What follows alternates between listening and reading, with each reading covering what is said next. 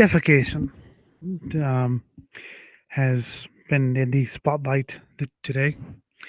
A bit of history lesson is required as to who Defecation is.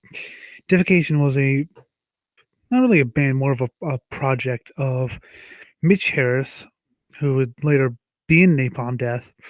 He was then known for a band called Righteous Pigs, which is a great band, and he was of Las Vegas, Nevada, and Mick Harris, no relation. I'm I'm guessing the very confusing.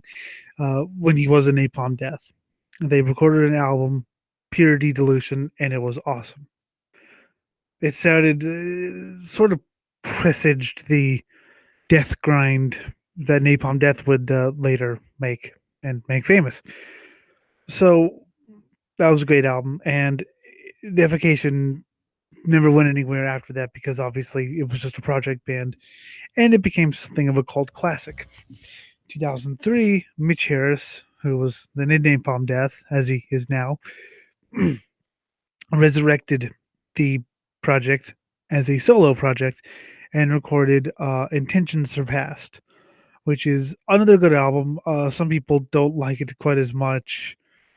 I don't know. It's still good. It does sound a lot like Napalm Death though, so kind of have to wonder, why. I like Napalm Death, but it's why couldn't you just make another indie album anyway?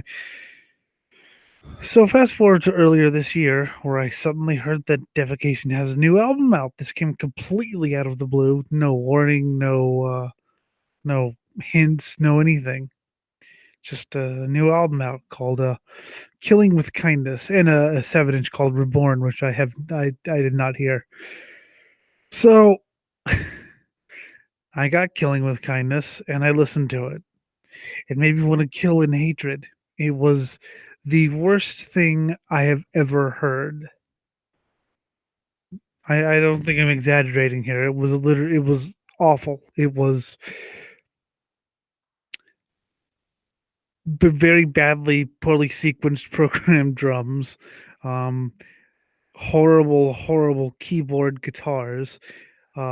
Just it it was like your worst idea of a bedroom gore grind band, but without the charm that entails. It was awful. So I was thinking, well, my first thought was someone played a joke on me that I had gotten a joke album somehow. That wasn't the real Defecation album. Somebody, hey, fell for it. My second thought when I found out that that was the real album was, did did Mitch forget to play? I mean, did he forget how to write songs and play music? It was horrible. If this was worse than Sturmpanzer by Tank, which was released last year, which was, I believe, my worst album of 2018. It had not. It At least that had a couple of good riffs.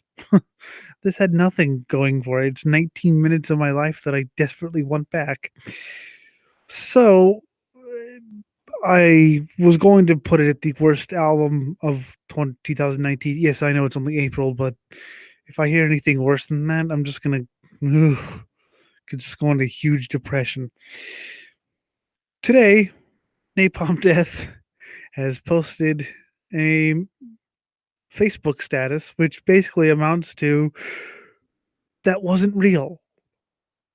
Yes, someone took the name Defecation and released an album. It was a record label, which used to be Turbo Records, which, if it's the same Turbo Records I'm thinking of, was the one who cobbled together Beherit's first album, The Oath of Black Blood, from just a couple demos and I think an EP.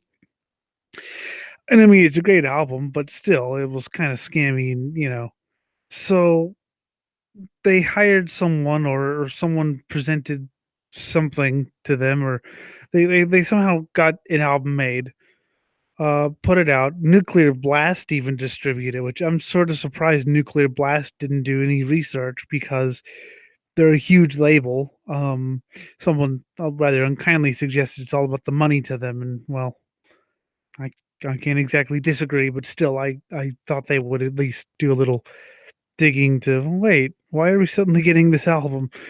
Um, apparently reviews have been trickling in, and people saying it's a horrible album and blaming Mitch Harris.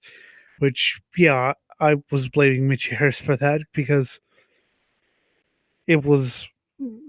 If you really want to look it up on YouTube, it is horrible. It's it's people's idea of what grindcore sounds like for people who hate grindcore. Um, this isn't. I mean, this isn't the first case, of course, of fake follow-up albums. We had Metal Enterprises in the late '80s and early '90s making fake follow-ups. The difference, of course, is Metal Enterprises touched on bands that no one gave a shit about, Thrash Queen and the like, horrible, horrible bands. And the follow-ups were actually quite funny. I mean, they were, they were hilarious. Listen to that Thrash Queen follow-up and try not to laugh. Can't be done. They also had their own bad knockoff grindcore band called Extreme Napalm Terror. Huh. I wonder what bands they heard of. So this is the first case of fake follow-ups. It's just that two things. One, it's the age of the internet where things can be found out more quickly. B, they decided to make a fake follow-up to a well-established, well, not a well, but a band with well-established members, i.e., Mitch Harris of Napalm Death. They're quite big on the extreme metal underground, and so they were bound to be found out. I mean, if you're gonna make fake albums, do it like bands no one heard of in 30 years, not someone who's signed to Century Media.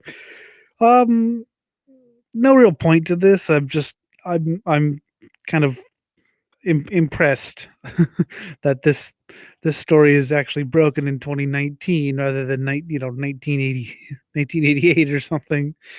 So more info as I have it. I just find it to be a funny story, and explains why the album was so horrible.